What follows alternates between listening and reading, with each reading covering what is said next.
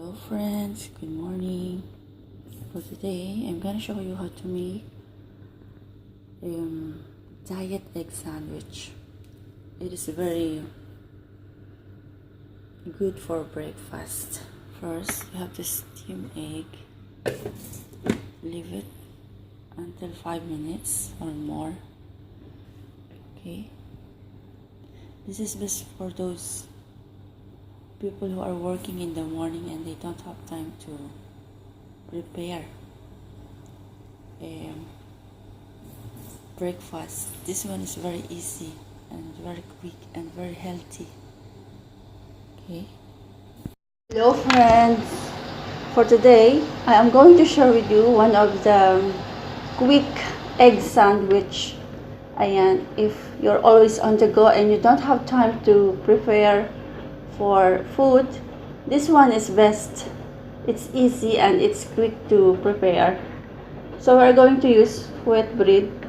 It's a diet egg sandwich. It can be for breakfast or for brunch or pang merienda. So, and this one is egg. I already prepared the ingredients, so I won't be late to collect all these things. And we need some lettuce, and of course we need cheese, this one, and salt and pepper, this one. So I will teach you now how to prepare it. First we have to prepare all of our ingredients and then we'll just make it. First we have to put cheese, spread some cheese like this.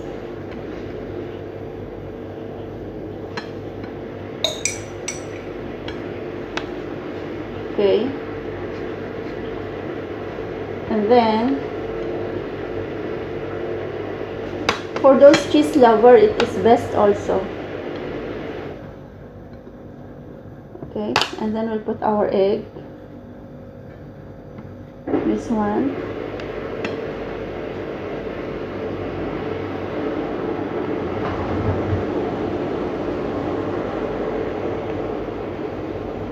And spread salt and pepper,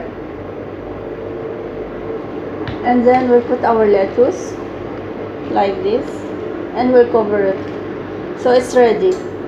See, it's easy to prepare and healthy, and it's also delicious.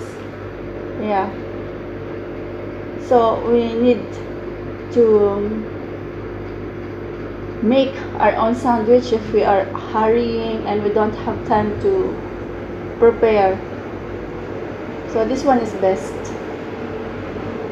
idea. And hello friends, good morning. Just earlier I show you how to make egg sandwich. For now, imukbang ko na rin siya, ha? Nagugutom na ako eh. So this is how we're gonna eat it. Oh, yummy. I love it so much.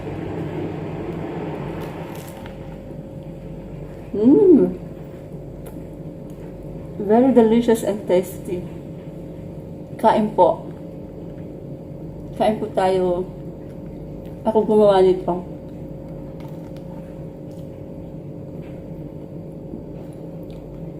Inimbento ko lang itong recipe na to eh.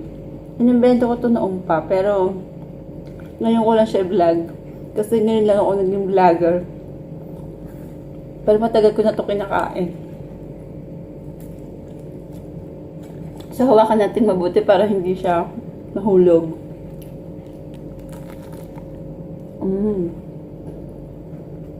Ang sarap talaga.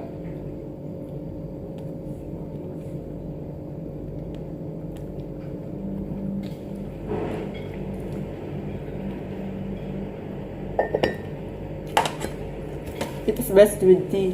Ayan o. Kita nyo ba? Shy.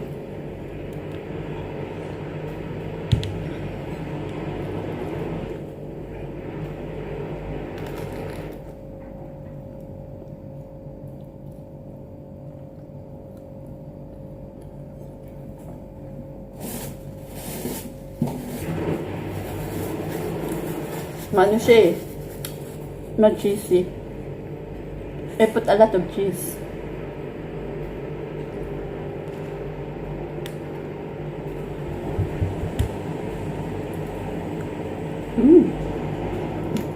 Ang sarap.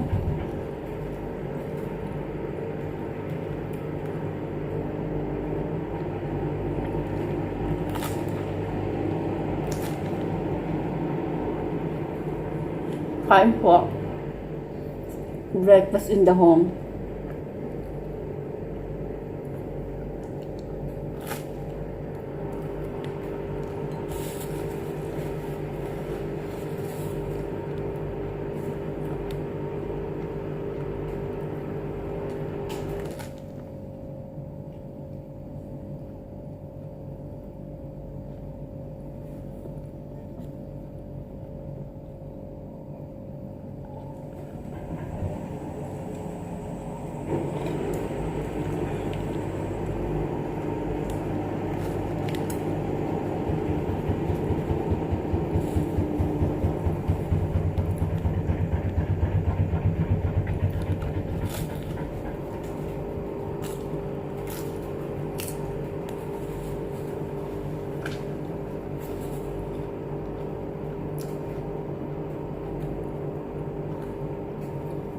Hindi niyo po ito makikita sa mga sandwich stores kasi nga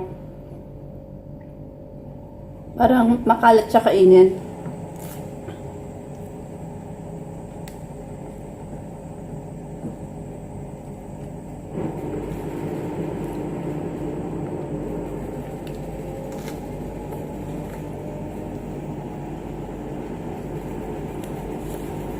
Yung mga nasa sandwich store, they are using sliced cheese.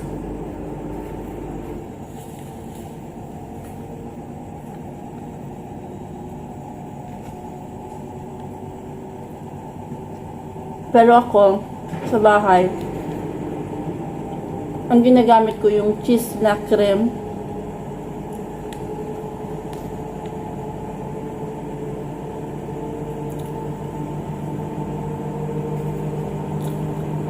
Kasi minsan boring kainin kung itlog lang o kung tinapay lang o kung salad lang o kung cheese lang. Kaya naisip ko to kasi yung lasa niya pag pinagsama mo masarap, hindi siya nakakasawang kainin araw-araw. Ito naman pag wala ka lang time magluto.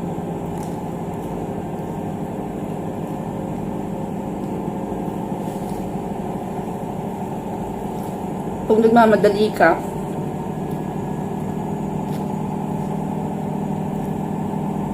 ayan, hindi ko siya pwedeng imukbang sa restaurant.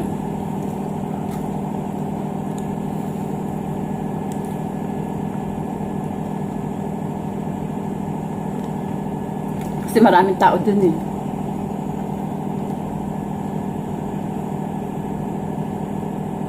Makikita nila makalat yung pagkain. Parang nalalaglag yung mga sauce, yung mga itlog. Pero sa bahay, masarap itong kainin. With tea. Kahit yung tea, masarap din.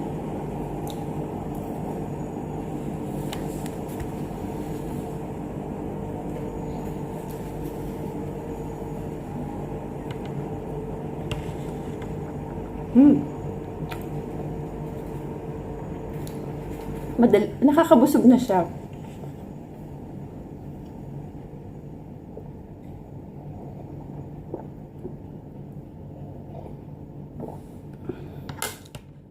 Masarap to pag pagka yung bread, ita-toast mo muna siya. Tinost ko yun eh. Ita-toast mo muna yung tinapay bago mo ilalagay yung mga ingredients para medyo crunchy. Ganon. Busog na ako. Solved na. Thank you for watching. And next time, I will try to show more some recipe. Kasi mahilig din ako magluto. Marunong din akong gumawa ng pizza, ng tinapay. Maaljanat eh. Majanat yung tawag doon sa tinapay. Marunong akong gumawa nun, kaya lang walang time. Medyo marami pa akong inaasikaso ngayon. Pero one day, I will try to do it. Ayan. Thank you. Bye. And I hope you enjoy eating with me. See you.